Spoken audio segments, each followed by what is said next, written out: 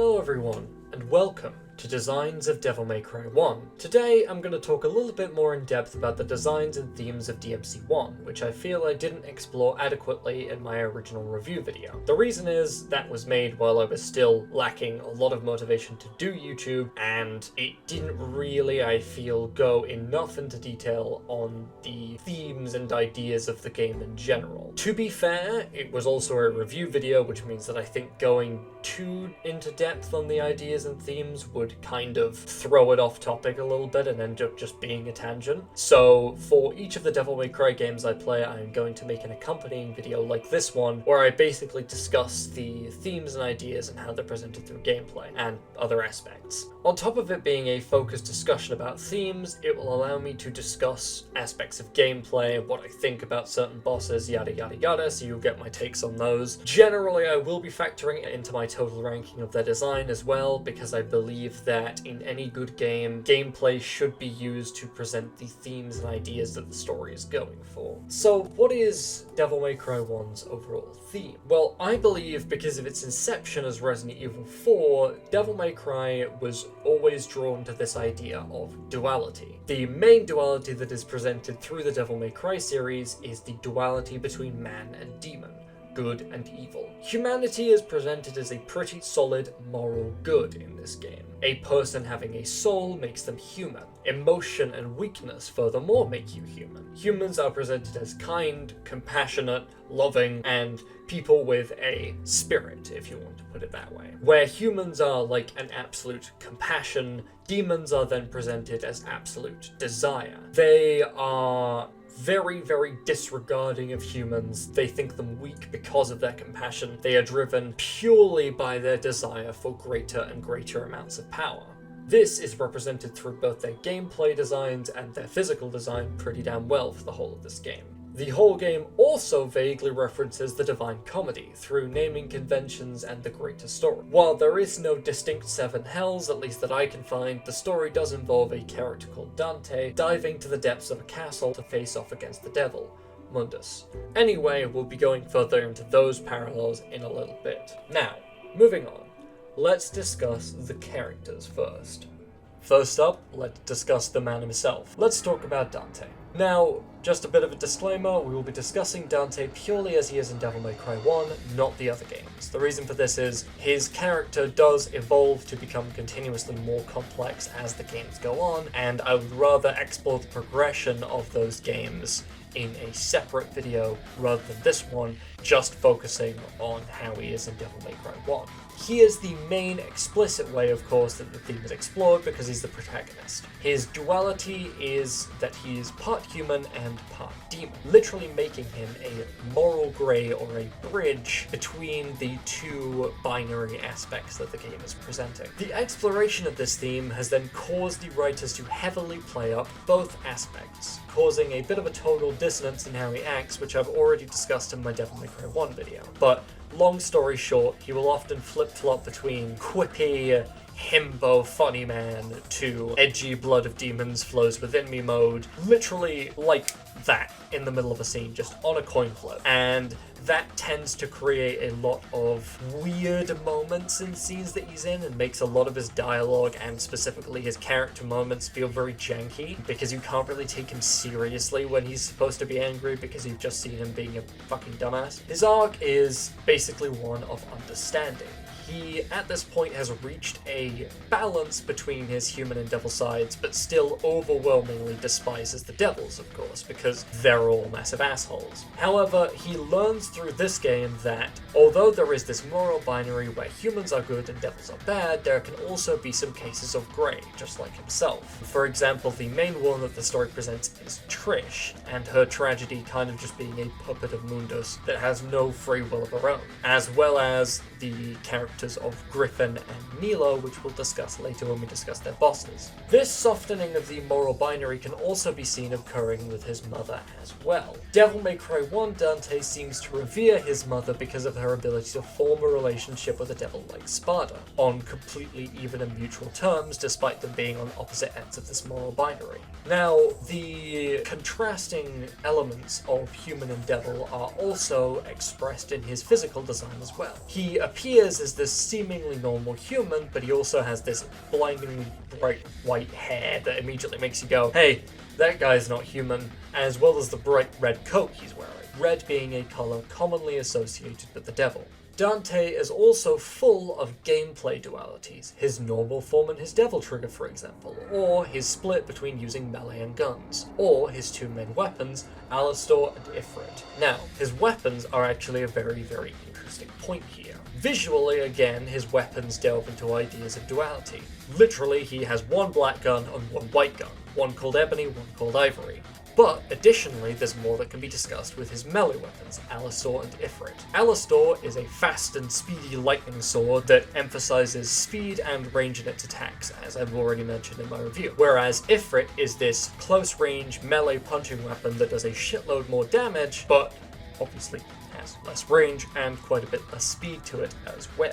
Now this is very, very interesting because now we're not only presenting the theme of duality through simple visual cues like a black and white gun or like lightning and fire for example, but we are literally presenting it through the tempo at which weapons play, which I think is really, really interesting. I think the ways that this game plays around with the way that you can include duality into a game is very, very fun. That's one of my favorite things about it. My main point where I think his design falters, however, outside of the tonal inconsistencies, is the gameplay presentation, especially with how normal form and devil trigger aren't balanced. It emphasizes the power of devils, as devil trigger can be used to pretty much destroy any boss in the game, but there's not really any counterbalance to being human. There's no real benefit. Like, for example, in Devil May Cry 3, where I'm playing currently, devil trigger gives you a short, powerful boost of power, but the main chunk of your gameplay is handled in normal form. As I also said before, I don't think his explicit characterization is very well handled. However, mostly the negative parts to his design I can see being considered minor issues, or even with the devil trigger human mode problem, you could interpret that as like humans have no power when compared to demons. I just don't think that's what it's going for, and I just think the whole devil trigger thing is a problem with the game's balancing more than it is a deliberate choice. Overall, I would give Dante a solid A+. Next, Trish. Now, if you've watched my original video, you probably know I have quite a bit of disdain for how Trish's character is handled in this game. She is a clone of Dante's mother, created by Mundus to lure Dante to the island, which is a really weird plot contrivance because it doesn't make any sense for Mundus to want to lure Dante to the island. There is no reason given in extended lore from what I understand, although I haven't really consumed much of it, but it's basically just a simple plot thing to get the character where he needs to be, which is fine, it's just a little bit cheap. She is meant to reinforce the theme of demon and human duality, as her arc involves her discovering her humanity after she thought she was just a puppet of Mundus, and nothing else. However, this is severely hindered by the fact that she barely shows up throughout the game, despite being central to its core narrative and themes. This leaves scenes that should bear some decent emotional weight, like her betrayal, feeling utterly meaningless because we've spent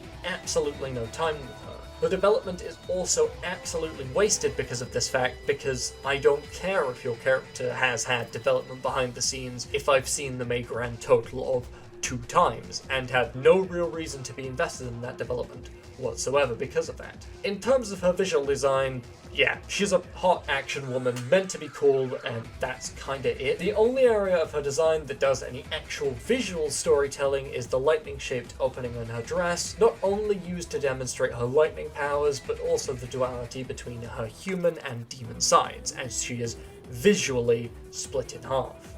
Now, none of the interesting visual elements presented through her design can really save her from being thoroughly and utterly uninteresting. If she had more than 2 scenes in the game, she could be higher than a C grade.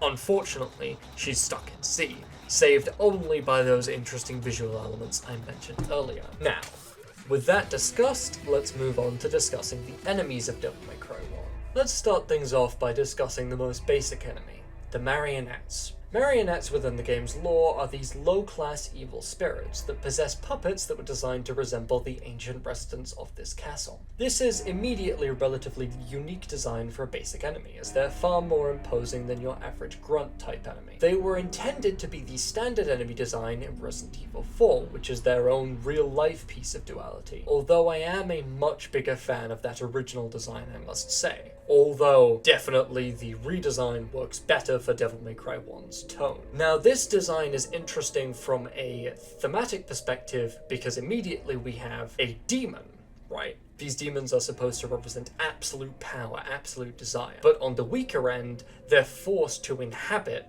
human-made vessels. Now, demons already perceive humans as weak below them, but it is then very, very ironic that a demon has to possess a human vessel in order to live, effectively, in order to manifest. They also make use of human-made weapons, like guns, and very, very uniquely among any enemy in the game have blades that are something that they've picked up, something from the human world, that aren't manifested as part of them. This is very, very interesting because they are using the weapons of humans to try and fight Dante, meaning that they have no stronger weapons of their own. So immediately, this idea of demons as this impassable wall of power that no one could defeat kind of falls apart within their own hypocrisy, even though they could definitely kill an average human if they came across one. Gameplay-wise, they start to let themselves down, though. Because they're the basic enemy in the game, they are just kind of vapid hit sponges. They do have a couple of interesting attacks, but you will barely see them outside of higher difficulties, and also on higher difficulties, because these are the basic enemy type, they barely show up.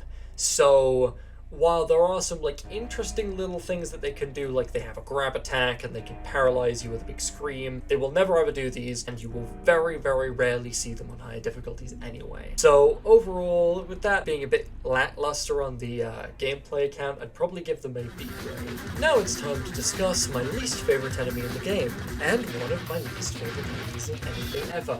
The Sins. Sin Scissors and Sin Scythes are ethereal, grim reaper-like creatures whose ornate masks are their only weakness. Once again, these are weak spirits that need human-made objects in order to inhabit a physical form. Their capes, just like their strength, are an illusion. Basically, if you try and hit one of their capes, it will do nothing. You will not damage them. So they are physically just nothingness, but centered on a human-made object, which is very, very interesting when we consider the binary.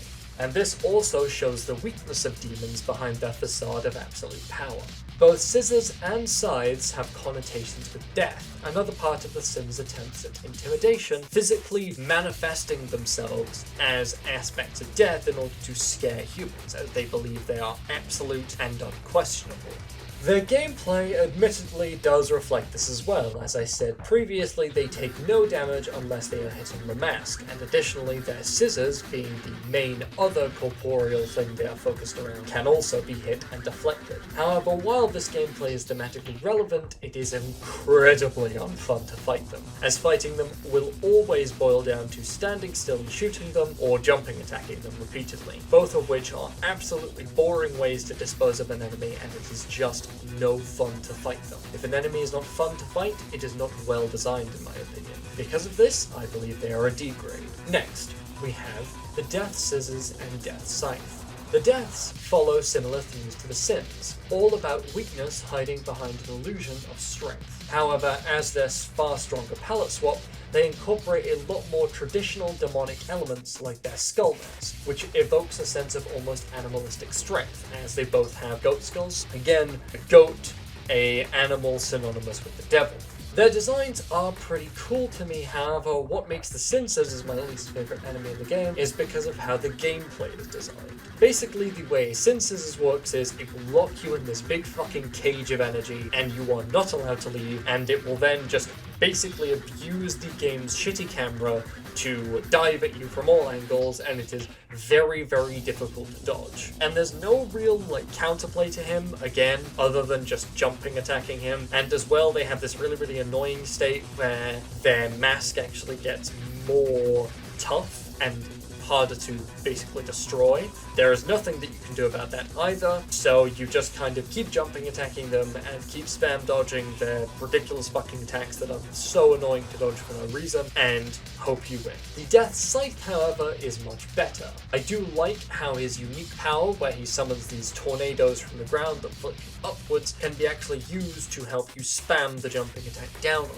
That's a pretty interesting use of his gameplay design, however he still does suffer from the same problem as the Sins and the Death Scissors. Overall, I'd probably give the Death Scissors a D and a B grade for the Death Scythe. Next, we have the Beelzebub. These are fly demons named after the biblical Lord of the Flies, the demon of gluttony. They are very, very weak demons possessing the bodies of giant flies which actually exist in this world in order to manifest and attack humans. Once again, the idea of demons being weak, parasitic creatures that need to possess something else to survive. They're a thoroughly fine visual design, which do exactly what they set out to do. And I do like that there's at least 2 variations of it with different attacks. However, gameplay-wise, they are completely vapid hit sponges again, that you likely wouldn't even remember after playing against them. Overall, my grade is a C. Next, we have the Sargasso. They are aquatic skull demons which represent the Sargasso Sea, which border the infamous Bermuda Triangle. In their lore, they are said to lurk in the ocean depths, and they freeze wandering sailors with their laughter. I think their design is interesting and unique from an aquatic demon, especially the more powerful Sargasso with the demonic runes on its face. I also think it's very, very interesting that they take the form of human skulls, implying that demons cannot escape human influence, even if they are somewhere as remote as the bottom of the ocean. However, they're mostly cool conceptually, as they're an absolute cakewalk gameplay-wise, which is somewhat of a shame, as the only attacks they can really perform is they run at you chomping their teeth, and they spit at you a little bit, neither of which is really enough to be a threat to you whatsoever, and the strategy to beat them is incredibly easy. Because of that, they're a C grade. Next, we have the Shadow. They were originally my most hated enemy in the game, but over time I've really warmed up to them. Effectively, they are dark cats that shift between a form that is weak at range and a core that is weak to melee. Basically, if they're in their normal jumpy cat form, you shoot them to death, and then after a while, they expose their core, which is incredibly weak to melee. This is beautiful representation of the whole duality theme, using range to defeat one form and melee to defeat another. Once again, the name Shadow also represents this duality, as a shadow is the absence of light. They are the first demon in the game that actually feels like a challenge additionally. They both test your aggression and your learning of its attack patterns. They are effectively, in my opinion, the crucible that tests your ability to make it through hard and Dante must die difficulty in Devil May Cry 1. For me, they are personally an A grade. Next, we have one of the game's least inspired designs, a rock spider named for the Greek Cyclops, called a Cyclops. They barely show up, so I don't have a tremendous amount to say about them, but I don't really feel like they should be in the game. Most of its interesting design elements, such as the contrast between the hard rock of its exoskeleton and the sand of its under softer bits, are handled much better by Phantom, which they are a palette swap of. So I don't really have that much to say on them as individuals. I would say they are a D grade. Thoroughly uninteresting. Next, let's discuss the Blades. Blades are demons possessing lizard bodies. Again, these are actual lizards that exist within this universe. This is then a repeat about the point about demons having to possess living bodies in order to attack humans. However, because they are much further along through the game, these demons are possessing much more powerful and deadly forms. Interestingly enough, they also wear armor and use shields. Relating back to the point I made about marionettes, this is oddly human behavior for a demon, using shields to protect itself when it believes it has absolute power. They began their lives as the Resident Evil 4 version of the RE staple enemy, the Hunter, but then changed subtly as Devil May Cry 1 became a more action-oriented game. And they were actually the first enemies finished during the design process for the Devil May Cry build of Resident Evil 4. They are easily my favourite enemy to fight, as they have a fun moveset with lots of variation, and a gimmick to defeat them that doesn't overtake the rest of the design, as they can be beaten without it. One aspect in common that I feel that a lot of Devil May Cry 1 enemies and bosses have a problem with is that they all centre around certain gimmicks within their designs that you're meant to abuse in order to beat them. For example, Synsides and the idea that you have to constantly jumping attack them. Blades have a pretty similar idea to this, where they can be knocked down and then downward slashed in order to instantly kill them. However, this window is pretty small before they then get back up again, so it's not something that you can particularly abuse to a high degree, and it still requires skill to execute. My only criticism is that they're a bit visually plain for my taste, and while that is absolutely a subjective opinion, this is also my ranking. However, that is a problem that is fixed by their palette swap for Frost. I would rate these an A grade. Next, we have the Fetish. Now, fetishes are an upgraded form of the marionette, but created by demonic instead of human hands. Marionettes are typically human dolls, made of humans to represent humans as they see themselves. The fetish is very, very interesting as it represents how a demon sees itself.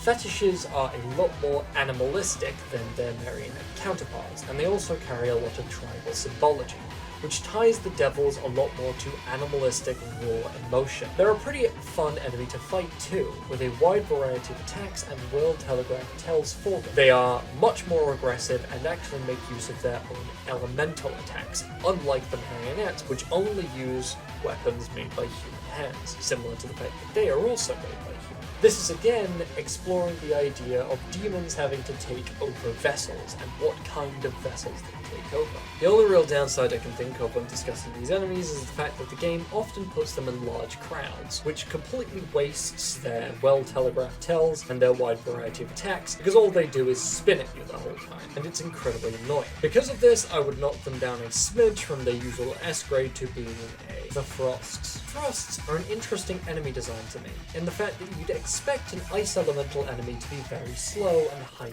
tanky, but Frosts actually play around their speed a lot more. They have a similar theming to the Blades in terms of what they represent outside that, except with a bit of extra lore, they are effectively the most elite Blades that have been chosen by Mundus to receive a magical blessing, that being the Blessing of Frost. Their attacks are really fun and varied, although my one criticism is that their timings can be a little bit frustrating, especially in their first appearance when they jump down at you off a high building, and for some reason the game sticks you in a cutscene for most of the wind-up, and then forces you to dodge at the very last second, which again can be done pretty easily with a little bit of practice. It's just a very, very annoying thing that exists, and I don't really like when these games do that.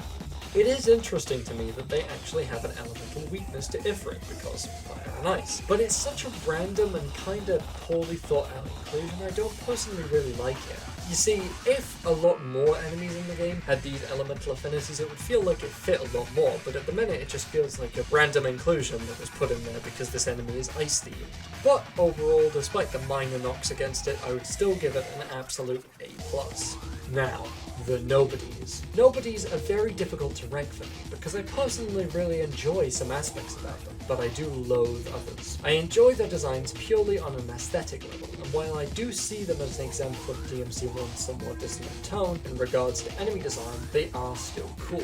Once again, these are very obviously a remnant of RE4. They empower themselves using special masks, which brings a similar point to Synthesis of devils having to either manifest or empower themselves using human-made objects like masks. They do have some interesting mechanics in theory as well, like draining Devil Trigger, but this tends to clash with Devil May Cry 1's heavy enforced reliance on that mechanic, and not in a particularly fun way. For example, a fun way of using this mechanic would be if you attack them recklessly and they counter you with a grab and then begin draining your Devil Trigger. That would be fair and would punish you for too much aggression. However, instead, all they have to do is do this weird dance from all the way across a room, and your Devil Trigger immediately starts draining. There is no counterplay to this, which is just kind of unfun in my opinion. Their movements are additionally far too sporadic. They fuck with the game's poor lock-on system too heavily and make fighting them a chore. Specifically, I hate the attack where they dodge out of the way and drop an eyeball. Now, to discuss their thematics, it is interesting to me that one of the most powerful lesser demons in the game is one that acts purely on sheer will to survive, reflecting the animalistic and selfish nature of the demons, as most higher powered demons within the story are presented to have some level of sentience. For example, Blades being able to use shields, and even Marionettes being able to use guns, which is contrasted by the sheer animal ferocity that Nobodies attack with. Now, while they do present some interesting ideas, I just can't get past the really negative aspects of their design, and as such I'll be rating them a C grade overall. Finally, we have the Plasma, which is once again a holdover from a bat enemy planned for Resident Evil 4. They are shape-shifting lightning bats that can mimic Dante, the only enemy in the game to be able to do something like this. Now this is interesting because once again we are bridging the divide between a devil form and a physical human form. The name is also significant, as plasma is the fourth unstable state of matter, which constantly shifts between states, but that is constantly influenced by electromagnetic waves. Now this may be a reach, but this is interestingly reflected in their gameplay, as they are seemingly able to turn into whatever form they want, but are still limited as they are under the thrall of Mundus, their potential ability to have complete freedom being cut off by the absolute power of their master. They are a really fun enemy design. They even managed to get some of that Nelo, you're fighting yourself, rise out of you when you're playing against them. However, this only goes surface deep, as clones have very few attacks and the same goes for the bat form. Both kind of just feel devoid of depth. Once again, they also have an elemental affinity, being completely resistant to attacks made by Alistair. Again, I just don't think this adds much to the game, as it's not properly implemented. These would likely be considered a B grade for me. Now, let's begin to discuss the game's boss lineup. First, we have Phantom, and as the first boss of the game, he has to be both engaging and memorable to fulfill this role well. He also has to teach you the basics of the game's core gameplay loop in order to be an effective tutorial for the rest of the bosses that will follow. He immediately presents many interesting dualities within his design. Firstly, he's comprised of a lava inner body and an unbreakable stone outer shell, immediately presenting a duality between hard and soft, cold and hot. He's also a mishmash of two different arachnids, with him having the front half of a spider but also the stinging tail of a scorpion. And finally, and most obviously, he's named Phantom, implying a certain level of stealth or subterfuge, the ability to disappear without a trace, despite the fact that he's a huge fuck-off lava spider. Now, in terms of gameplay, he's very solid in my opinion. He punishes hyper-aggression, but he does so fairly, and he has a skill floor to be able to beat. You cannot just rush him and expect to win, as he will immediately just counterattack and kill you in about 3 hits. Basically, fighting Phantom requires a lot of patience, learning his attack patterns and tells, and learning to beat him by learning how to play the game effectively. However, the first fight with him suffers heavily from camera difficulties. Even though his tells are fair, the camera can often make it difficult to spot them, because of the pillars often getting between you and him, so you can't fucking see him. The second fight though is much more fun, as the camera doesn't have the pillars to get stuck on. Plus you can make him break the glass floor beneath himself and instantly kill him, which is just a fun environmental thing. His gameplay also represents a certain amount of duality, as he has mix-ups between range-focused zoning attacks, like his fireballs that he summons from his mouth and the pillars of lava he can make in the ground, and also just straight-up jumping at you and melee engaging. However, once you can understand the gimmick strategy of just spamming your jump attack on his head, he becomes a lot more trivial, which is a shame, although it still requires metered aggression to pull off. However, DT once again can make him an absolute farce, similar to everything else that I've mentioned, but specifically so as you can, like, 4-shot him if you use your devil trigger correctly. In terms of thematics and storytelling, he's not supposed to be a particularly deep boss, outside of representing the basic themes of duality, in terms of one extreme and then the other, with a little mix-up between, as well as the idea that this demon has a hard outer stone shell and a much softer inner shell, representing the true weakness that lies behind the demon's facade of strength. Overall, I would give him an A+ grade. Next, we have Griffin, the second boss fight of the game and a gigantic bird boss that spams ranged attacks and uses flight to keep a distance between itself and Dante. Griffins are usually depicted as fusions of a lion and an eagle, and are seen as symbols of divine power and ability. However, DMC's Griffin is depicted as a large eagle-like creature, with 3 skulls fused together. This is not only a continuation of the duality metaphor, as bodies are physically being fused together, but a bit of characterization from Mundus. It is interesting in the same idea that a marionette represents how a human sees himself, a fetish represents how the demon sees himself, himself, and Griffin can be seen almost as a representation of how Mundus is, a facsimile of something that is divine that has been corrupted. Griffin also represents how his perceived divine power is nothing more than fiction, as despite Mundus viewing himself as a god, in reality his divine symbol of power is completely twisted and corrupted. Griffin is also the first demon we're made to feel almost sorry for, as he gives his life in service to Mundus and is rewarded by Mundus killing him for his weakness. This is an interesting moment because here Griffin demonstrates his honor,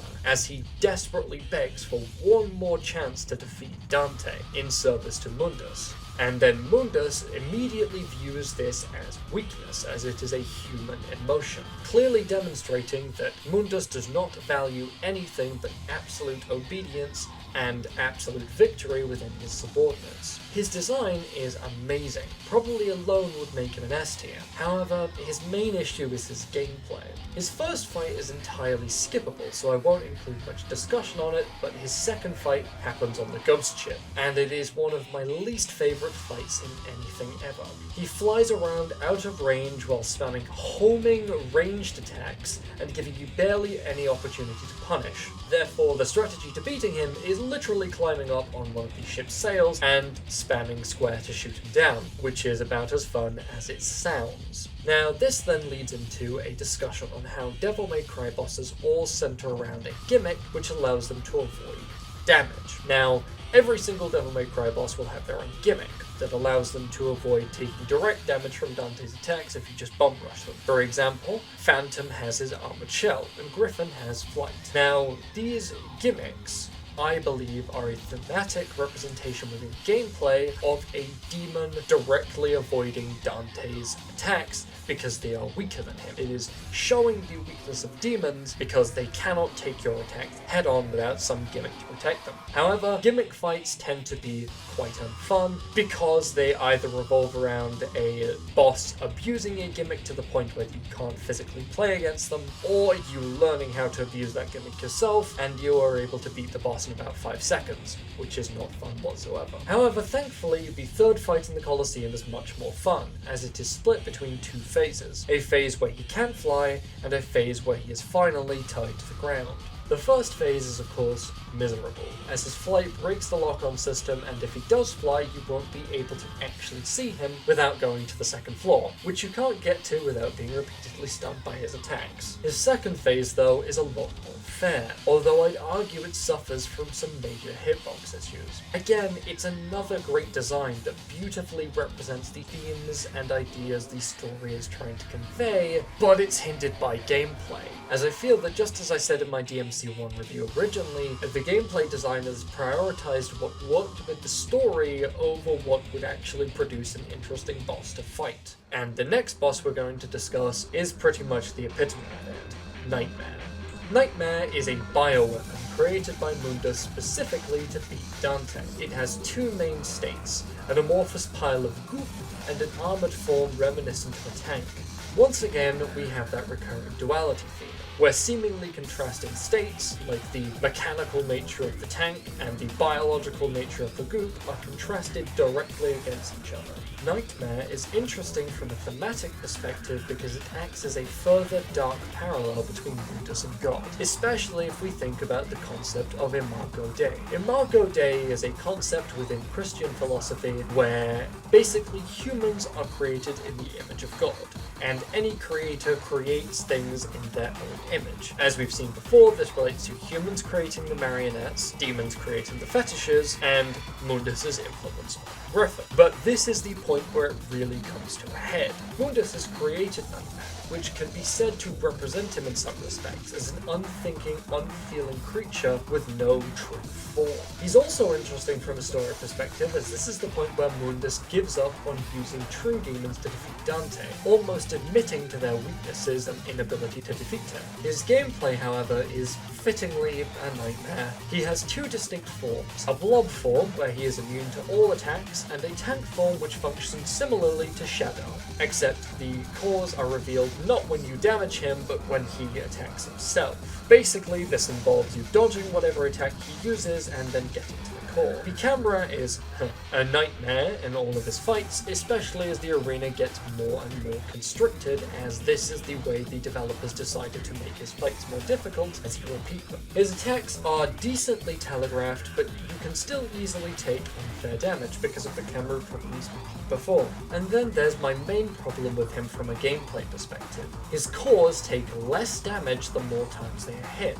Notice that I say the more times they are hit, not with damage dealt, which means effectively if you don't just spam the 3-punch Ifrit combo on them, you are effectively forced into doing less and less damage against this boss, which becomes increasingly frustrating as you continue to fight him as the core toughness carries over. Now, this is an okay mechanic, I guess, in theory, but it just ends up being meaninglessly frustrating when integrated with the rest of his shitty-ass kit. His third fight is completely miserable, especially considering he has this bullshit core overload state where once you kill him, he will regain like 15% of his health and start using all of his attacks at the same time, which is incredibly difficult to deal with, especially on higher difficulties. And the only way you can beat it is just by activating Devil Trigger and trying to tank through everything. Once again, as I think I've made pretty clear, I hate fucking stinky ass gimmick bosses. They are just no fun to fight against either way you slice it, unless the gimmick is implemented in such a way where the gimmick is not the only way through which you can fight the boss, and it cannot be exploited to the point through which you easily beat them. However, even subtracting the gameplay, the design may be interesting thematically, but not really in terms of appeal. It is about as appealing as an actual lump of shit after all. Overall, it's the worst boss in the game, a D grade. Next, we have Nelo Angelo, Dante's main rival for Devil May Cry 1, and, spoiler, his brother. Now, I won't discuss the implications or grander story of Nelo with regards to him being Vergil, because that is a much more interesting story, better served with a much bigger segment in a different video. So here I'll just be discussing his story and design within the confines of DMC1. His name means Black Angel in Latin, a reference to the Black Angels found in the Divine Comedy, and also significant in his role as a corrupted servant of Mundus. He is presented the most positively of any demon in the story, being described as having guts and honor, as he insists in only dueling Dante on fair terms, but his allegiance to Mundus means him and Dante must fight. Here we have duality theme, a seemingly honorable demon forced to fight for a completely dishonorable master. He is also consistently presented as a dark reflection of Dante, especially through scenes like his introduction, and through his gameplay. Yet again, he's another representation of Mundus's perversion of what is holy, a literal corrupted angel, both in terms of story and thematics. He's a fundamentally tragic character, an honorable warrior stripped of all feeling and motivation to become nothing but a tool for greater powers. Now, with regards to the idea of two contrasting forms being presented together within these boss designs, here we have a character named for an angel given explicit devil horns. As for his gameplay, I've already waxed poetic about it in my Devil May Cry 1 review, so I'll keep it much shorter here. But yeah, he's amazing. Easily the best fight in this game. For a start, his gameplay perfectly mirrors his thematics, with his honorable swordsman duelist style moveset mixed in with elements of demonic magic. He also directly mirrors your progress throughout the story, using only a sword when you have Alastor, and then fists when you gain Ifrit, again further presenting him as a dark mirror to Dante. All of his attacks are well telegraphed, he punishes fairly for hyperaggression, and an incredibly satisfying learning curve can be found within him. Unfortunately, he is also trivialized to some extent by Devil Trigger, but that is a game-wide problem and not one that I am willing to punish an otherwise completely perfect fight for. Fighting Nelo is honestly some of the most fun I have had playing this game, especially when fighting him on Dante Must Die difficulty. And overall, I believe that he is the perfect way to handle a rival-type character, which would then be taken and somehow refined even further for Devil May Cry 3. Easy S grade. Now, finally we're here. Effectively Devil May Cry 1's Lucifer, and its final boss. The approach taken to his design I find is best put into words by a quote from Tomoya Otsubo, an enemy motion artist working on Devil May Cry 1, who said, "Visually, he looks like a god. he purposefully makes himself look godlike, so we took that to heart by making his silhouette godly and majestic. The crumbling second form, then, is meant to show how pitiful he really is in contrast with the majesty of that first form. Mundus is a representation of the absolute evil humans represent in the devil/human binary, a merciless, calculating, and malevolent ruler who disguises himself behind a facade of divinity. He takes the form of a white marble statue depicting a typical representation of God, or Zeus. Now, immediately we have, first, the physical aspect of his design. White marble, the stone that he is comprised of, suggests purity and holiness, but is visually broken up by the corrupted glowing core in his chest. His taking the form of God also demonstrates this glorified view of himself as King of Hell, an omnipotent and inevitable force in the world, but his consistent feat by Dante seems to suggest otherwise. The Zeus connection is also significant, as Zeus, while being an incredibly powerful Greek god, is also incredibly arrogant, and a despicable individual despite all of his absolute power. This is all played perfectly in contrast to his second form, a blob of pulsating flesh that lumbers after Dante as the white marble facade crumbles away. This shows Mundus for what he truly is, a thing. A cold, calculating, and ultimately pathetic creature, defeated by Trish accepting the compassionate nature of being human. Gameplay-wise, this encounter is very fun and creative, it's just not balanced well for higher difficulties. His first phase is an arcade-style shooter segment, with his second phase involving striking orbs in order to gain Devil Trigger and hit his core, while evading his attacks. His first phase is well telegraphed and a unique idea, I guess, but it gets old real quick and feels like a very random inclusion. In his second phase, though, he uses several different elemental attacks with various timings, and a lot of extra divinity versus the demonic imagery is added, like his halo of comets while he's sitting within a lake of lava. However, despite these vast, grandiose attacks being very visually and thematically appealing, it just feels like you're mostly meant to drain tank through them because of their large hitboxes. But this gets vastly harder on higher difficulties. Doesn't feel like there's a fair way to get around this beyond learning some very specific strategies. If anyone's interested in learning any of those strategies, I'd happily provide the knowledge down below. However, because of this difficulty, he does feel very rewarding to beat. However, his attacks are also amazingly thematic. He uses these grandiose elemental attacks while he's in god form, and then lumbers after you when he's in his true form as just a blob. He also releases these parasitic worms to drain your health, which is a physical representation of the fact that Mundus is a parasite, siphoning off the desires of mortals to gain his perceived absolute power. Despite a few major problems within his gameplay, he is an excellent example of character told through gameplay. An A+ grade is absolutely deserved here. Here we are. And at the end, what were the themes of Devil May Cry 1? Well, despite one of the main themes of the series overall being the idea of the duality between the absolute moral good of humans and the absolute moral evil of demons, another large part of the series is the idea of interplay between these two dynamics, the combination of both, the bridge between. For example, we have the literal bridge between demon and human, Dante, who learns to accept both demons and humans for what they are, and the fact that both demons and humans can be good and evil, despite their relative existences within the moral binary. There is not much of an exploration of human evil within this game, but this is a theme that will become a lot more commonplace within future games such as Devil May Cry 3. So obviously that's not something we'll get too in depth on. But even within this game, you can see the idea of the moral binary being melded together through the fact that most of the demonic enemy designs have to overtake something human or something corporeal in order to be able to terrorize this realm, or through how many of the bosses have two seemingly contrasting states placed right next to each other within the designs. Regardless, this video has been an absolute blast to make, and I hope you guys enjoy it despite its length and a little bit of a lack of professionalism on my part, since I didn't really write a formal script for this and just sort of let my thoughts flow freely. Be sure to let me know if you guys like this kind of video down in the comments, and if you guys want to see more. Anyway boys, I'll see you in the next one. Adios.